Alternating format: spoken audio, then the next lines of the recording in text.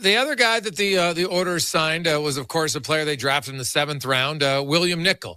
And anytime you can get a guy signed who drafted in the 7th round, that's itself is a win. You feel like, hey, maybe this guy's going to play pro for us, because very small percentage of them do.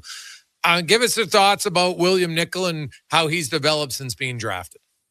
The fun part about Nicholl is he was on that London team in 24 that made it to Memorial Cup, and they had Cowan, they had Barkey, they had a lot of guys that were slowly developing, but definitely future NHL prospects, right? Sam O'Reilly too, and another former Oilers draft pick. He was kind of an afterthought, right? And you're a 7th round guy, obviously expectations for Nicholl were pretty low.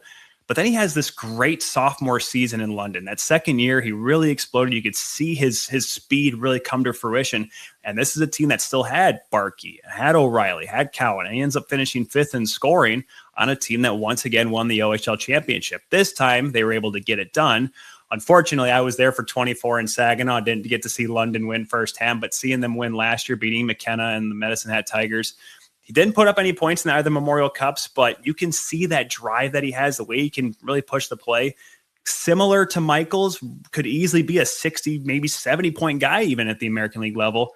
For him, I think it's going to be adjusting back to playing that depth role, that secondary role on an Oilers team. I think that's what's going to really, I think if he wants to be a regular NHLer, it's going to be that for him. He's going to have to work on that a little bit, something he hasn't done in a few years.